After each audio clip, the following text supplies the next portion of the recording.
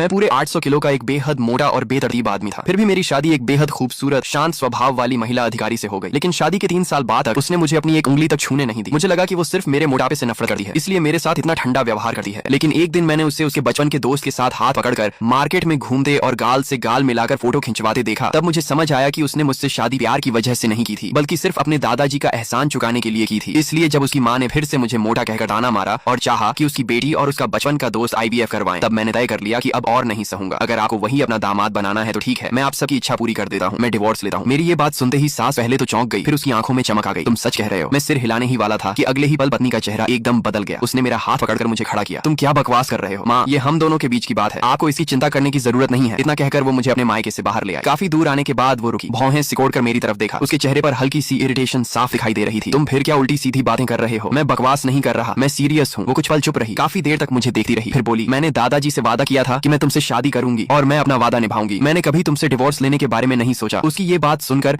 मैं कड़वी हंसी हंस पड़ा। कभी डिवोर्स नहीं सोचा? वो सच में कुछ भी कह सकती है। मुझे अच्छी तरह याद है कि पिछले जन्म में उसी ने मुझसे डिवोर्स मांगा था। बिना किसी वार्निंग के उसने नोटिफिकेशन की तरह डिवोर्स पेपर मेरे सामने रख दिया था। मैंने तुम्हें बहुत सह लिया, तुम्हारे दादाजी का एहसान भी काफी चुका दिया, अब हमारे बीच सब खत्म। पिछले जन्म में मरते दम तक मुझे समझ नहीं आया कि उसने अचानक डिवोर्स क्यों मांगा था, लेकिन इस जन्म में मैं वजह जानना भी नहीं चाहता था। मैंने उससे ज्यादा बहस नहीं की क्योंकि मैंने तारीख गिन ली थी। पिछले जन्म में जिस दिन उसने डिवोर्स मांगा था वो दिन अब ज्यादा दूर नहीं था। इस बार मैं खुशी खुशी उस डिवोर्स पेपर पर साइन कर दूंगा। उसके बाद मैं वेट लॉस करने और रेस्टोरेंट चलाकर पैसे कमाने में लग गया। 600 युएन ये वो कुल खर्च था जो इन सालों में उसने मुझ पर किया था। इसे मैं उसका एहसान मानता था। रेस्टोरेंट अच्छे से चलने लगे और जैसे ही मैं ये 600 युएन कमा लूंगा उसे वापस कर दूंगा, फिर हमारा हिसाब हमेशा के लिए बराबर हो जाएगा। मैं हर दिन इतना बिजी रहता कि पैरों को आराम तक नहीं मिलता। सुबह अंधेरा रहते ही दौड़ लगाता, फिर सीधे सब्जी मार्केट जाकर सामान खरीदा, रेस्टोरेंट लौटे ही सब्जियां धोता और तैयारी करता। ऐसे ही 2 महीने बीत गए और मेरा छोटा रेस्टोरेंट पूरे इलाके में फेमस हो गया। इतनी मेहनत से वेट लॉस भी सिर्फ एक्सरसाइज करने से कहीं ज्यादा तेजी से हुआ। 2 महीने में मेरा पूरे 50 जिन वजन कम हो गया। एक दिन रेस्टोरेंट बंद करके शाम के सूरज के साथ घर लौटा। आज कस्टमर्स बहुत ज्यादा आए थे, सारा सामान जल्दी खत्म हो गया था। मैं पसीने से तर था और पूरा शरीर चिपचिपा हो रहा था। मैं बस जल्दी से नहाना चाहता था, लेकिन जैसे ही मैंने कपड़े उतारे बांस का पर्दा अचानक बाहर से उठ गया। मैं घबरा गया और तुरंत तौलिया लपेट लिया। पीछे मुड़कर देखा तो टाइट ड्रेस पहने पत्नी से मेरी नजरें मिल गईं। मैं इतना घबरा गया कि नजरें हटाना चाहता था, लेकिन मेरी आंखें अपने आप उसी पर टिक गईं। मेरा चेहरा तुरंत गर्म हो गया। उसी समय उसकी आंखें भी फैल गईं और उनमें एक पल के लिए हैरानी और अट्रैक्शन दोनों दिखाई दिए। वो जल्दी से संभली, उसके कान लाल हो गए और वो बाहर चली गई। थोड़ी देर बाद मैं नहाकर बाहर आया, लेकिन बहुत अनकंफर्टेबल महसूस कर रहा था। मैंने आंगन में बैठे उसे देखा। आज इतनी जल्दी कैसे आ गई? ट्रेनिंग जल्दी खत्म हो गई। इतना कहकर वो चुप हो गई और बस मुझे देखती रही। उसकी नजरें बार बार मेरे शरीर पर जा रही थीं। अब मेरे चेहरे की चर्बी काफी कम हो चुकी थी और असली फेशियल फीचर्स साफ दिखाई देने लगे थे। उसने पहली बार महसूस किया कि मैं असल में काफी हैंडसम हूँ। तुम इतने पतले कैसे हो गए? रेस्टोरेंट के काम में इतना बिजी रहा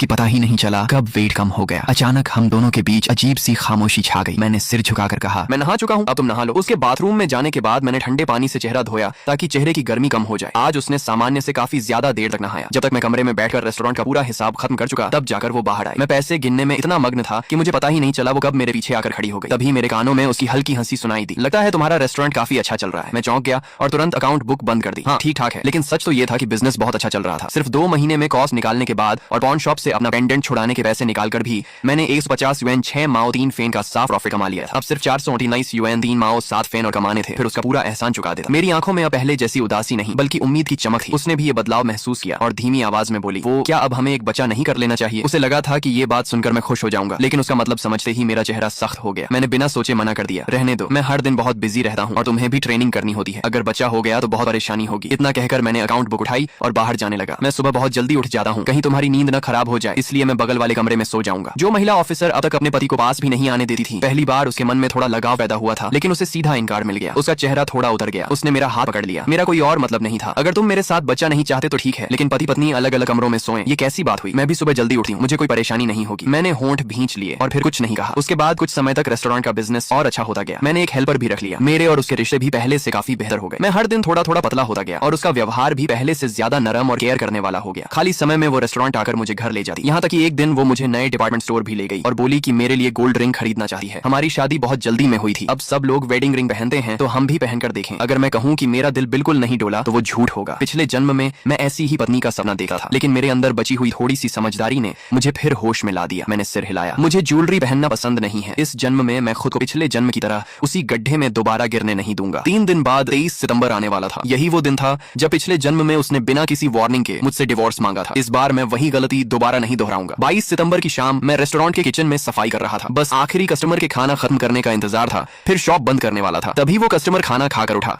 लेकिन 2 कदम चलते ही अचानक बेहोश होकर गिर पड़ा। मैं घबरा गया और तुरंत स्टाफ के साथ मिलकर उसे सबसे नजदीकी हॉस्पिटल पहुंचाया। अच्छी बात यह रही कि कोई बड़ा खतरा नहीं हुआ। जब उसके फैमिली मेंबर्स आ गए और मैंने पूरी बात समझा दी, तब मैं स्टाफ से अलग होकर घर लौटने लगा। लेकिन जैसे ही मुड़ा, वहीं का वहीं रुक गया। मैंने देखा कि मेरी पत्नी का बचपन का दोस्त बिना किसी झिझक के सबके सामने उसे आधा गले लगाए हुए गायनिकोलॉजी डिपार्टमेंट से बाहर निकल रहा था। वो गायनिकोलॉजी डिपार्टमेंट में क्या करने आई थी और उसका बचपन का दोस्त यहाँ क्यों था, पता नहीं क्यों। मैं चुपचाप उनके पीछे चल पड़ा। हॉस्पिटल से बाहर तक उनका पीछा करता रहा। तभी हवा के साथ उस आदमी की आवाज मेरे कानों तक पहुंची, तुम चिंता मत करो, ये बच्चा पैदा होने के बाद उसकी जिम्मेदारी मैं उठाऊंगा। ये सुनते ही मेरा दिमाग पूरी तरह सुन्न हो गया। कानों में सिर्फ भनभनाहट रह गई। अचानक सारी बातें आपस में जुड़ गईं। तभी मुझे एहसास हुआ कि पिछले जन्म में भी लगभग इसी समय उसने मुझसे डिवोर्स मांगा था। जो बात अब समझ नहीं आई थी, आज सब साफ हो गया। पिछले जन्म में उसने डिवोर्स इसलिए मांगा था क्योंकि वो किसी दूसरे आदमी के बच्चे की मां बनने वाली थी और जल्दी से उससे शादी करना चाहती थी। मेरे सीने में दबा हुआ दर्द अचानक फूट पड़ा। मुझे लगा था कि मैंने खुद को इस दिन के लिए तैयार कर लिया है, लेकिन सच सामने आते ही ऐसा लगा जैसे मेरे ऊपर बिजली गिर गई हो। पूरे शरीर का खून जैसे जम गया। मैंने कभी नहीं सोचा था कि उसके जैसे कैरेक्टर वाली इंसान शादी के रहते ऐसा काम कर सकती है। ऐसा लगा जैसे किसी ने मेरे सीने पर जोर से हथौड़ा मार दिया हो। मैं सीधा उनके सामने गया और ठंडे चेहरे से पूछा, तुम्हारी बात का क्या मतलब है? दोनों एकदम चौंक गए। वो आदमी तुरंत उसके सामने आकर खड़ा हो गया और सख्त आवाज में बोला, जो कहना है मुझसे कहो। पत्नी ने भौहें सिकोड़ ली, तुरंत उसका हाथ पकड़ लिया और मुझे देखकर सावधानी से बोली, पहले शांत हो जाओ। उसका सिर्फ इतना सा एक्शन मेरे दिल में सुई की तरह चुभ गया। सचमुच पिछले कुछ समय से जो उसका प्यार और केयर मुझे मिल रहा था, वो सब सिर्फ दिखावा था। जब असली वक्त आया, उसके दिल में हमेशा किसी और की जगह थी। मैंने अभी कुछ किया भी नहीं था और वो पहले से ही मुझसे बचाव करने लगी थी। मैं कुछ कह पाता उससे पहले पीछे से नर्स दौड़ती हुई आई और बोली, पेशेंट के फैमिली मेंबर कौन है? आपकी रिपोर्ट यहीं छूट गई है। उसने मेरी तरफ गहरी नजर से देखा और बोली, मैं थोड़ी देर में लौटकर तुम्हें सब समझाऊंगी। इतना कहकर वो वापस अंदर चली गई। तभी वो आदमी मेरे सामने आया और हल्की मुस्कान के साथ बोला, जीजा जी सॉरी। मैं भौहें सिकोड़कर उसकी बात समझ ही रहा था कि वो अचानक एक कदम पीछे हटा और जोर से चिल्लाया, जीजा जी आपने मुझे क्यों धक्का दिया? अगले ही पल वो सीधा सीढ़ियों से नीचे लुढ़क गया। उसके सिर से बहुत सारा खून बहने लगा। मेरी सांस जैसे रुक गई। तभी अगले ही पल पत्नी की गुस्से से भरी आवाज मेरे कानों में गूंज उठी। वो दौड़कर खून में पड़े गू शुहेंग को उठाने लगी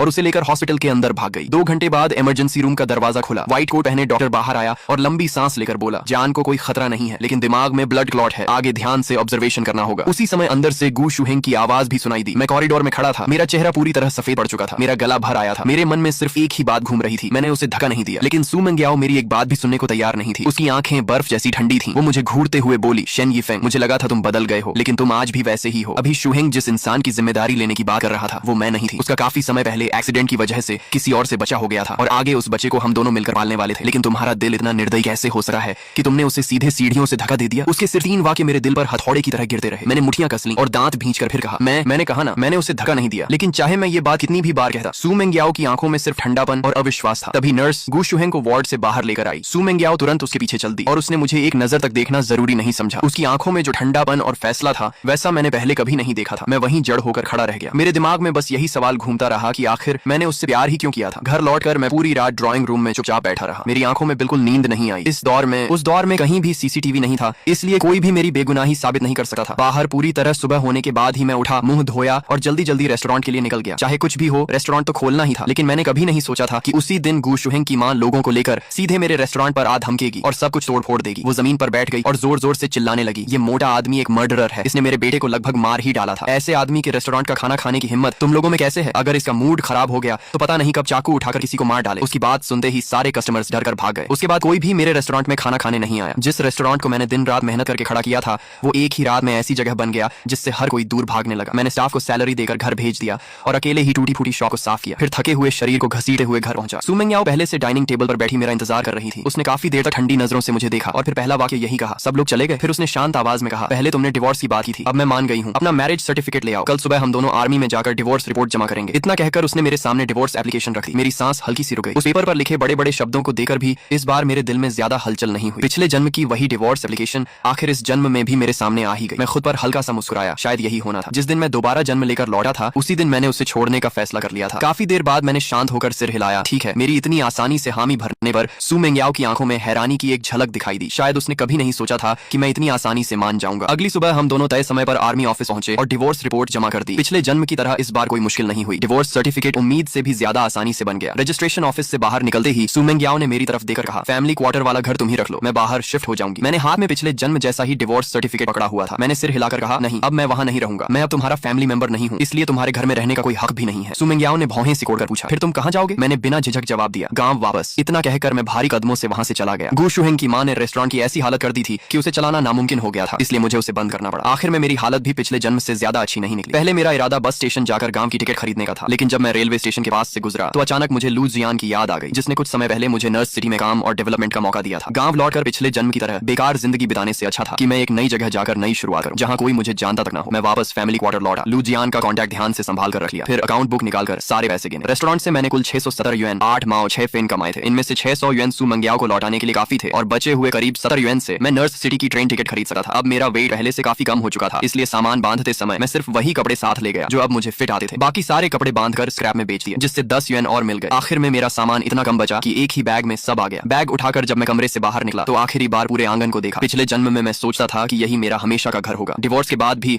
मैं वहां से जाना नहीं चाहता था और आखिर में सू मेंग्याओ ने मुझे और मेरे सामान को बाहर निकलवा दिया था। लेकिन इस जन्म में उसने खुद घर मुझे देने की बात कही। फिर भी अब मुझे वहां किसी चीज से कोई लगाव नहीं था। मैंने फैमिली क्वार्टर की चाबी, 3 साल की शादी के दौरान हुए खर्च का अकाउंट बुक और कपड़े में लपेटे हुए पूरे 600 युएन डाइनिंग टेबल पर रख दिए। फिर अपना बैग उठाया और बिना पीछे देखे नर्स सिटी जाने वाली ट्रेन में बैठ गया। पिछले जन्म और इस जन्म दोनों का हर रिश्ता और हर हिसाब आज से हमेशा के लिए खत्म हो गया। अब हमारी कभी मुलाकात नहीं होगी। उसी समय हॉस्पिटल के वार्ड में सू मेंग्याओ गंभीर चेहरे के साथ फल लेकर गू शुहेंग के कमरे की तरफ जा रही थी। जैसे ही वो दरवाजे तक पहुंची, आधा खुले दरवाजे के अंदर से गू शुहेंग और उसकी माँ की बातचीत सुनाई दी। उसकी माँ हंसते हुए बोली, इस बार मेंग्याओ का उस मोटे आदमी से डिवोर्स तो पक्का हो गया होगा ना? गू शुहेंग भी मुस्कुराते हुए बोला, बिल्कुल। आखिर मैंने बेकार थोड़ी ही शराब पीकर किसी दूसरी औरत के साथ सोने और बचा होने वाली कहानी बनाई थी। फिर उसे बहाना बनाकर चेकअप रिपोर्ट लेने बुलाया और उस मोटे आदमी पर मुझे सीढ़ियों से धक्का देने का झूठा इल्जाम लगा दिया। मेंग्याओ खुद कह चुकी है कि डिवोर्स के बाद वो मुझसे शादी करेगी। इसे वो मेरे लिए कॉम्पेंसेशन मानेगी। उनकी हर बात सू मेंग्याओ के कानों में साफ साफ पड़ रही थी। उसने कभी सपने में भी नहीं सोचा था कि झूठ बोलने वाला इंसान वही होगा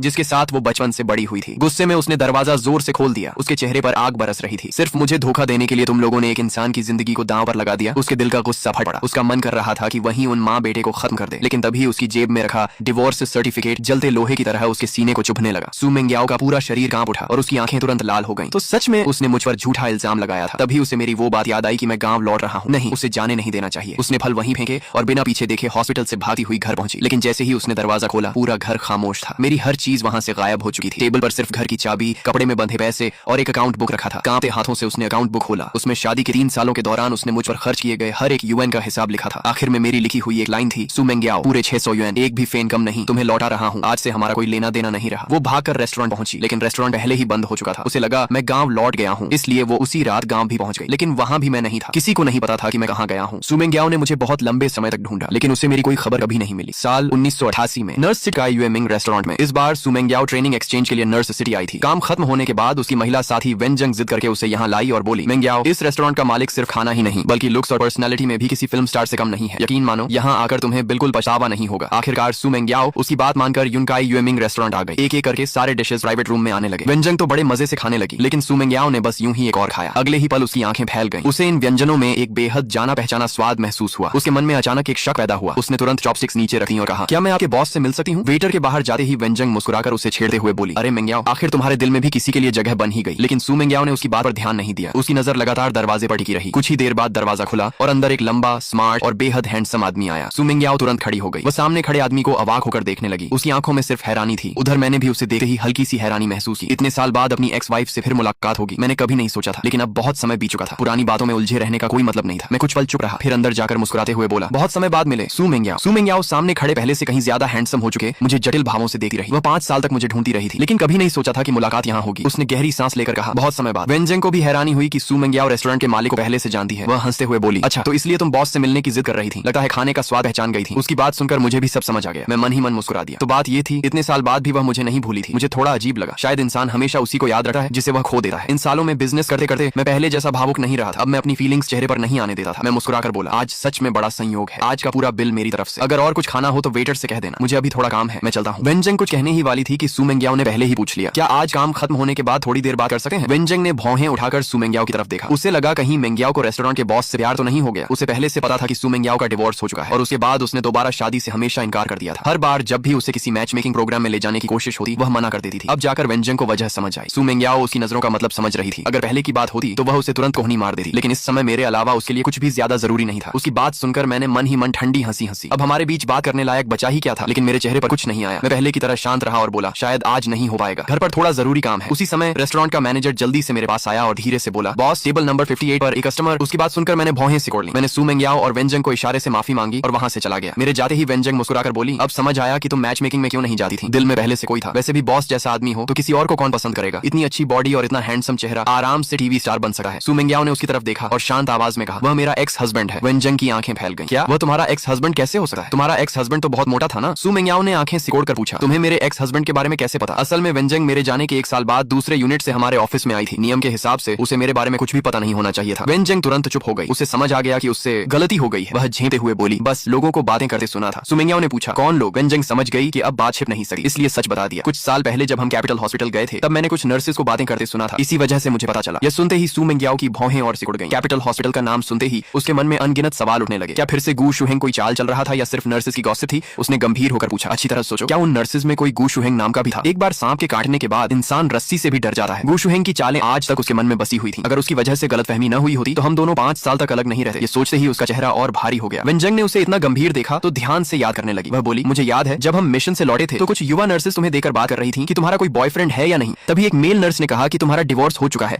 उसने यह भी कहा कि तुम्हारा पहला पति बहुत आलसी था, सिर्फ खाने का शौकीन था, बहुत मोटा था, उसका स्वभाव भी खराब था, उसने जबरदस्ती तुमसे शादी की थी और उसका कैरेक्टर भी खराब था। आगे की बात कहते कहते वेनजंग ने देखा कि सू मिंगयाओ का चेहरा गुस्से से काला पड़ चुका है, इसलिए वह चुप हो गई। सू मिंगयाओ इन झूठी बातों से बेहद गुस्से में आ गई। उसने कुछ देर गहरी सांस ली, फिर सख्त आवाज में बोली, यह सब सरासर झूठ है। वह बिल्कुल ऐसा इंसान नहीं था। शादी मैंने अपनी मर्जी से की थी। हाँ, उस समय वह थोड़ा जल्दबाज था, लेकिन वह कभी भी वैसा इंसान नहीं था जैसा लोग बताते हैं। वेनजंग ने भी सिर हिलाया। उसे भी लगा कि वह मेल नर्स पूरी तरह झूठ फैला रहा था। अभी जिस रेस्टोरेंट के मालिक को उन्होंने देखा था उसका उन नर्सेस की बातों में बताए गए मिंगयाओ के एक्स हस्बैंड से कोई मेल ही नहीं था। वेनजंग के मन में ऐसा लगा जैसे किसी ने उसे धोखा दिया हो और वह गुस्से से भर उठी। वह बोली, वह मेल नर्स सच में बहुत घटिया इंसान है। उसने जानबूझकर तुम्हारे एक्स हस्बैंड की इमेज खराब की थी। सू मिंगयाओ ने उसकी तरफ तिरछी नजर से देखा और बोली, अगली बार जब कैपिटल हॉस्पिटल जाओ तो मुझे उसे पहचान कर जरूर दिखाना। मैं भी देखना चाहती हूँ कि कहीं फिर से गू शुहेंग ही कोई चाल तो नहीं चल रहा। वेनजंग ने तुरंत कहा, मेरी मेमोरी बहुत अच्छी है, मैं उसे जरूर पहचान लूंगी। सू मिंगयाओ सामने रखे पूरे खाने को देखती रही। उसका बिल्कुल भी खाने का मन नहीं था, लेकिन क्योंकि यह खाना मेरे हाथों का बना हुआ था उसने फिर से बोल उठाया और खाना शुरू कर दिया। खाना खाते खाते उसने वेटर को बुलाकर मेरे पिछले कुछ सालों की बातें भी पूछी। खाना खत्म होने के बाद उसने वेनजंग से पहले वापस जाने को कहा। वेनजंग ने मुस्कुराकर उसे ऐसा लुक दिया जैसे सब समझ गई हो, फिर रेस्टोरेंट से चली गई। उधर सू मिंगयाओ रेस्टोरेंट के बाहर ही खड़ी होकर मेरा इंतजार करने लगी। मैंने टेबल नंबर 58 वाले कस्टमर का मामला निपटाया, फिर रेस्टोरेंट मैनेजर को ऑफिस में बुलाकर कुछ जरूरी बातें समझाई। मैनेजर के बाहर जाने के बाद कैशियर ने दरवाजा खटखटाकर कहा, बॉस, बाहर एक महिला अधिकारी काफी देर से खड़ी है, उनकी वजह से कस्टमर्स अंदर आने में हिचक रहे हैं, क्या उन्हें वहां से जाने के लिए कह दूं? मैंने हल्का सा सिर पकड़ लिया। मुझे पहले से पता था कि वह कौन है। मैंने हाथ हिलाकर कहा, रहने दो। कैशियर के जाने के बाद पूरे ऑफिस में सिर्फ मैं अकेला रह गया। मैं कुर्सी पर पीछे टिक गया और उंगलियों से आर्मरेस्ट पर हल्के हल्के टैप करने लगा। मैं खुद भी समझ नहीं पा रहा था कि सू मिंगयाओ के लिए मेरे मन में आखिर क्या बचा है। हमारे डिवोर्स को इतने साल हो चुके थे, लेकिन उसके अचानक सामने आ जाने से मेरा शांत मन फिर से बेचैन हो गया था। जैसे ही पुरानी बातें याद आती मेरा सिर दर्द करने लगा। लेकिन एक बात आई थी, मैं अपनी आज की शांत जिंदगी दोबारा बर्बाद नहीं होने देना चाहता था। लेकिन अगर वह यूं ही बाहर खड़ी रही तो भी बात नहीं बनेगी। मैं उसे अच्छी तरह जानता था। जिस बात का वह फैसला कर लेती उसे पूरा करके ही मानती थी। अगर आज नहीं मिली तो कल फिर आ जाएगी। आखिर उसे हमेशा के लिए कैसे दूर भेजूं? मैंने माथे पर हाथ रखा और परेशान होकर सोचने लगा। तभी मेरी नजर टेबल पर रखे मोटोरोला फोन पर पड़ी और अचानक मेरे दिमाग में एक आइडिया आया। उधर सू मिंगयाओ काफी देर तक रेस्टोरेंट के बाहर मेरा इंतजार करती रही। जब उसने मुझे बाहर आते देखा तो वह सीधी होकर मेरी तरफ बढ़ी, लेकिन अगले ही पल उसके कदम रुक गए। उसकी आंखें सामने ही जम गईं और उसकी मुट्ठियां कस गईं। उसने देखा कि मैं मुस्कुराते हुए एक बेहद खूबसूरत और शांत स्वभाव वाली युवा लड़की की तरफ बढ़ा। मैंने हंसते हुए उसका हाथ पकड़ लिया और प्यार से कहा, टैंग टैंग, तुम बिल्कुल टाइम पर आई हो, बताओ आज कहाँ घूमने चलें? वह लड़की भी मुस्कुराकर मेरे हाथ से बैग लेते हुए बोली, चलो मैं तुम्हें नर्स सिटी के नए मॉल में घुमाती हूँ। सू मिंगयाओ वहीं खड़ी हमें हंसते बात करते दूर जाते हुए देखती रह गई। उसके मुंह में कड़वाहट भर गई। उसने मन ही मन सोचा तो अब उसकी जिंदगी में कोई और आ चुकी है। उसकी आंखों की चमक बुझ गई और वह उदास होकर वहां से चली गई। लेकिन उसे क्या पता था कि उसके जाते ही रेस्टोरेंट के कैशियर ने तुरंत काउंटर पर रखे लैंडलाइन से मुझे फोन किया और बोला, बॉस वह चली गई। ये सुनते ही मैंने राहत की सांस ली और तुरंत उस लड़की का हाथ छोड़ दिया। मैंने कहा, ठीक है समझ गया, तुम अपना काम करो। फोन रखते ही लड़की ने नाराज होकर मेरी तरफ देखा और बोली, पता है तुम्हारी इस हरकत को क्या कहते हैं? काम निकलते ही पहचानना बंद कर देना। मैंने उसकी तरफ देखा, मोटोरोला पॉकेट में रखा और मुस्कुरा कर कहा, कैसी बातें कर रही हो? मैंने तो तुम्हें शुरू से ही एक ड्रामा करने के लिए बुलाया था। वह लड़की लू जीवन की भतीजी लू टंगटांग थी। कुछ समय पहले ही वह विदेश से वापस आई थी। लू जीवन ने मुझसे कहा था कि कुछ दिनों तक उसका ख्याल रखूं। लू टंगटांग ने मुस्कुराना बंद किया, भौहें उठाई और बोली, तो वह औरत तुम्हारी एक्स वाइफ थी? मुझे तो वह कुछ खास नहीं लगी। मैंने मुस्कुराकर कहा, ठीक है, आज मेरी हेल्प करने के लिए थैंक्स। अगली बार मैं तुम्हें खाना खिलाऊंगा। अब मुझे थोड़ा काम है, मैं चलता हूँ। इतना कहकर मैं मुड़ने लगा, लेकिन लू टंगटांग मुस्कुराते हुए फिर मेरे पास आ गई और उम्मीद भरी नजरों से बोली, तो क्या मैं कभी तुम्हारे हाथ का बनाया खाना खा सकती हूँ? मैंने बिना सोचे कहा, बिल्कुल। वह तुरंत खुश होकर बोली, तो अभी? मैं एक पल के लिए रुक गया और बेबस होकर उसकी तरफ देखने लगा। मेरा चेहरा देखकर वह जल्दी से बोली, ठीक है, तो कल मैं बिल्कुल फ्री हूँ। मैंने सिर हिलाया, ठीक है, कल यूनकाई यूएमिंग रेस्टोरेंट में मिलते हैं। लू टंगटांग की आंखों में हल्की सी निराशा झलक गई। उसे लगा था कि मैं उसे अपने घर बुलाऊंगा, लेकिन उसने ज्यादा जिद नहीं की। उसे डर था कि कहीं मैं मना न कर दूं, इसलिए उसने मुस्कुराकर हाथ हिलाया और बोली, ठीक है, कल मिलते हैं, बाय। उससे विदा लेकर मैं नर्स सिटी वाले अपने घर लौट आया। इन सालों में मैंने नर्स सिटी में 10 से ज्यादा ब्रांचेस खोल ली थी। बेशक इसमें लू जीवान ने मेरी काफी मदद की थी। अब मैंने अच्छी खासी प्रॉपर्टी बना ली थी और यहाँ एक घर खरीदना मेरे लिए कोई मुश्किल बात नहीं थी। नहाकर मैं सोफा पर बैठ गया और फोन खोलकर वर्क मैसेजेस देखने लगा।